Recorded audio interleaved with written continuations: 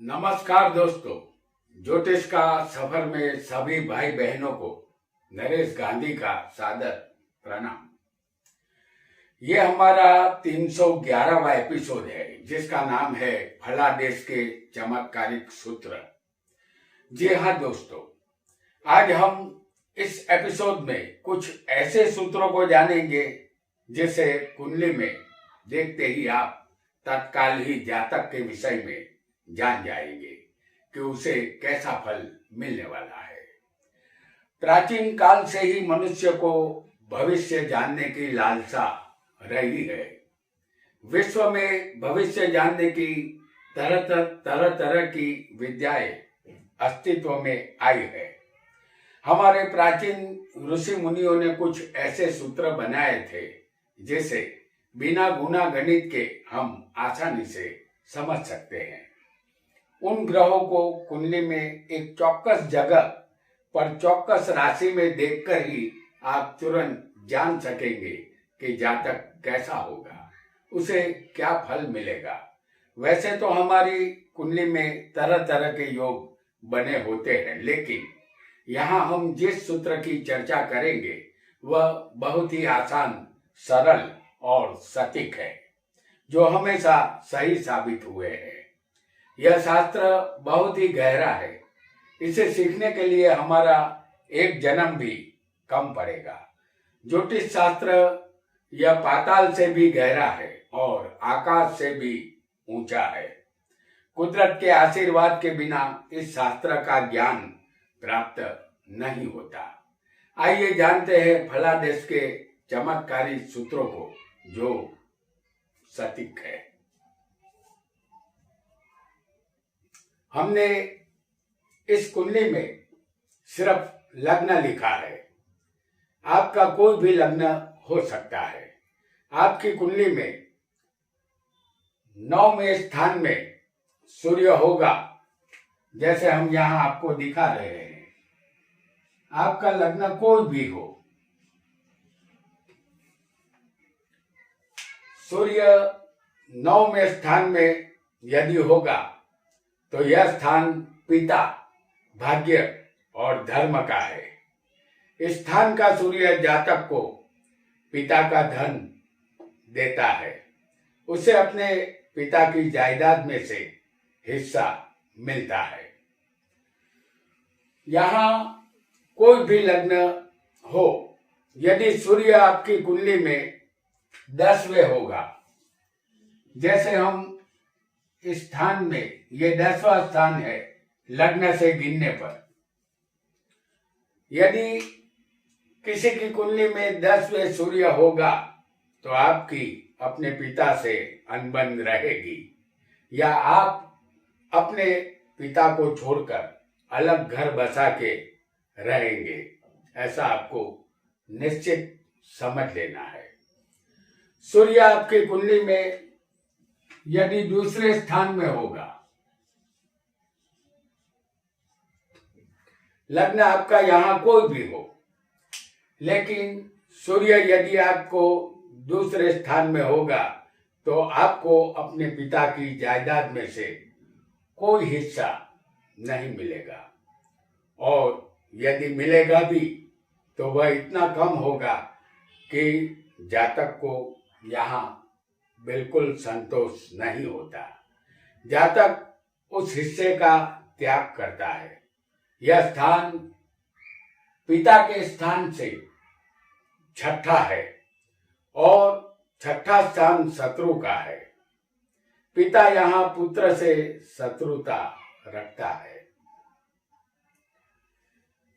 एक और योग को भी यहाँ पर हम समझेंगे।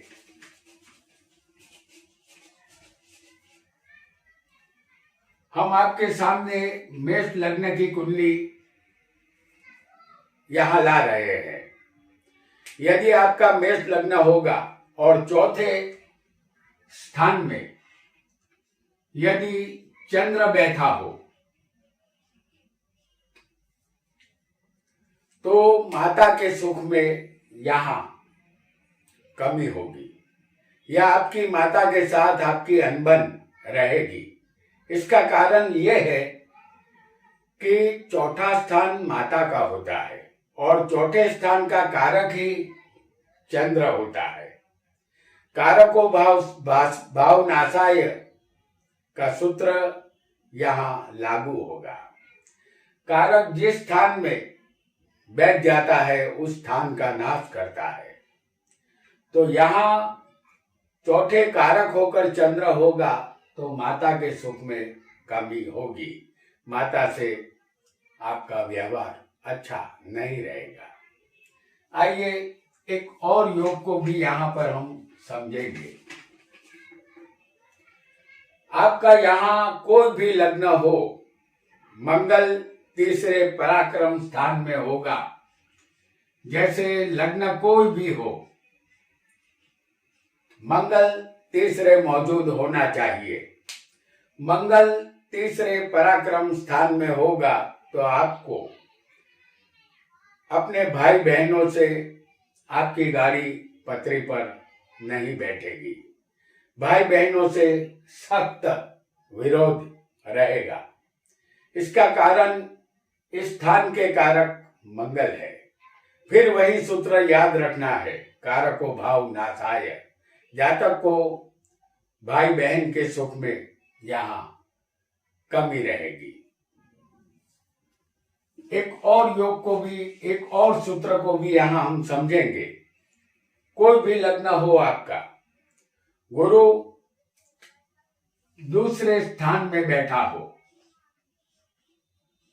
आपका कोई भी लग्न हो, गुरु दूसरे स्थान में ज्यादा धन नहीं देता, धन की हानि करता है। यदि यही गुरु पांचवें होगा, लग्न आपका कोई भी हो, आपको सिर्फ स्थान याद रखना है जो हम आपको दिखा रहे हैं। गुरु यदि पांचवें होगा तो संतान में विलंब होगा और संतान में पुत्रियां ज्यादा होगी। पुत्र की तमन्ना सिर्फ तमन्ना बनकर रह जाएगी, ऐसा आपको यकीनन जान लेना है। आइए एक और सूत्र को भी जानेंगे। आपका लग्न कोई भी यहाँ हो सकता है। 11वें शुक्र, जैसे 11वां स्थान ये है, इसे लाभ स्थान भी कहते हैं। कोई भी लग्न हो, यदि 11वें शुक्र अशुभ बनता है, यह जगह जगह भटकाता है, ऐसा शुक्र। यही शुक्र यदि 12वें अकेला बैठा हो, लग्न आपका कोई भी हो, यही शुक्र 12वें अकेला होगा तो स्त्री का सुख उत्तम मिलता है। इसके अलावा धन, वैभव, मोटर, गाड़ी का सुख ये शुक्र आपको देता है। यह सब शुक्र की दशा में मिलेगा।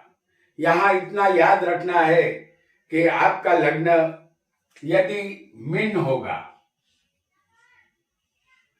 जैसे हमने आपको बताया है कि यदि किसी का मीन लग्न होगा और शुक्र 12वें होगा तो यह शुक्र आपको कर्जदार बनाता है, आप कर्ज में डूबेंगे। लग्न मीन होगा और शुक्र 12वें होगा तभी ये फल मिलेगा कर्ज का। अन्य कोई लग्न होगा और शुक्र 12वें होगा तो आपको मोटर, गाड़ी, बंगला वगैरह सब कुछ, वैभवी जीवन, यही शुक्र 12वें होने पर देता है। लेकिन मीन लग्न का शुक्र वैभव नहीं देता, कर्जदार बनाता है। इतना याद रखना है आपको। आइए एक और सूत्र को भी यहाँ हम समझेंगे। आपका कोई भी लग्न हो सकता है। लग्न में या 10वें आपकी कुंडली में राहु बैठा हो, जैसे हम आपको दिखा रहे हैं, लग्न में और 10वें राहु आपकी कुंडली में होगा तो शादी के 2 साल के अंदर ससुराल में किसी की मृत्यु अवश्य होती है। ये बात भी आपको ध्यान में रखनी है। आइए एक और योग, एक और सूत्र को भी जानेंगे। आपकी कुंडली में अष्टमेश लग्न में या सातवें हो, जैसे आपकी कुंडली में वृषभ लग्न की यहां हम ला रहे हैं,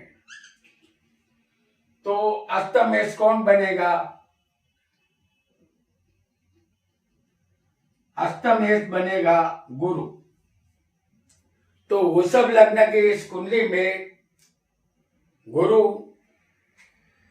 लग्न में होगा, जो अष्टमेश है, या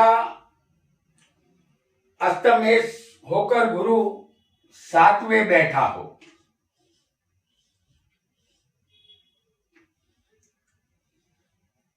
अष्टमेश सातवें बैठा हो, जो वृश्चिक का होगा, तो जातक की पहली शादी यहां भंग होती है, दूसरी शादी उसे करनी पड़ती है, क्योंकि अष्टमेश लग्न में यदि होगा तो 1 2 3 4 5 6 अपने स्थान से ये छठे आता है, और यदि अष्टमेश अपने स्थान से 12वें होगा सप्तम स्थान में, तो ये अपने स्थान से 12वें आता है। तो 12वां स्थान विनाश का होता है, इस वजह से उसकी प्रथम शादी भंग हो जाती है और उसे दूसरी शादी करनी पड़ती है। आइए एक और सूत्र को भी यहां हम समझेंगे। कोई भी लग्न आपका हो सकता है, बुध और शुक्र की युति यदि सप्तम स्थान में होगी, जैसे हम आपको यहां दिखा रहे हैं बुध और शुक्र, कोई भी लग्न आपका हो सकता है, सप्तम में यदि बुध और शुक्र की युति होगी तो शादी में अति विलंब होगा। जातक में कोई भी खराबी न होते हुए भी शादी के लिए जातक को तरसना होगा, क्योंकि शादी यहाँ देर से और विलंब से होती है। आइए एक और सूत्र को भी जानेंगे। शनि की राशि में सूर्य और सूर्य की राशि में शनि होगा तो आयुष्य यहाँ अल्प मिलता है। हम आपके लिए से लग्न की कुंडली यहाँ ला रहे हैं। से लग्न की इस कुंडली में लग्न में शनि होगा। ये शनि शत्रु के घर में है और सप्तम में सूर्य होगा। कुंभ राशि में ये सूर्य है। ये दोनों एक दूसरे के कट्टर शत्रु होते हैं और ये दोनों शत्रु आमने सामने इस कुंडली में बैठे हैं और ये दोनों अपने शत्रुओं की राशि में है। इस वजह से जातक को अल्प आयुष्य मिलता है। आइए एक और योग को भी हम यहाँ समझेंगे, एक और सूत्र भी हम जानेंगे। कोई भी लग्न हो सकता है। यह मेष लग्न की कुंडली हम आपके सामने ला रहे हैं। मेष लग्न की इस कुंडली में 9वें का मालिक समझ लीजिए कि गुरु बनता है, जो लग्न में होगा।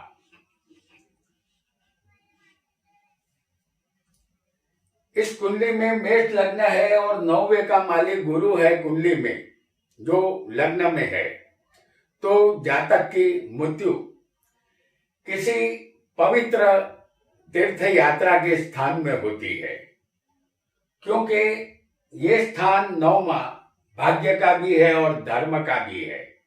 जब धर्म का मालिक लग्न में आ जाता है तो जातक के शरीर में धर्म के मालिक के होने की वजह से ये जातक की मृत्यु किसी पवित्र जगह पर या तीर्थ यात्रा के स्थान में होती है। आइए एक और सूत्र को भी जानेंगे। कोई भी लग्न आपका हो सकता है। छठे गुरु हो, जैसे छठे स्थान में हम आपको गुरु दिखा रहे हैं, और 11वें स्थान में चंद्र बैठा हो, ऐसे जातक को समाज में मान सम्मान और प्रतिष्ठा मिलती है। ऐसा जातक 5 व्यक्तियों में पूछा जाता है। वह जातक धनवान बनता है, क्योंकि गुरु यहां छठे होगा और चंद्र, ये दोनों शुभ ग्रह है। चंद्र 11वें है, तो चंद्र लाभ स्थान में बैठा हुआ है यहां पर, और गुरु यहां छठे होगा, क्योंकि इसकी दृष्टि 9वीं धन पर आती है। इस वजह से जातक यहाँ धनवान बनता है, मान सम्मान प्राप्त यहाँ वो करता है। तो दोस्तों, आज हमने फलादेश के कुछ चमत्कारिक सूत्रों को जाना। आज इतना ही। आपका बहुत बहुत धन्यवाद।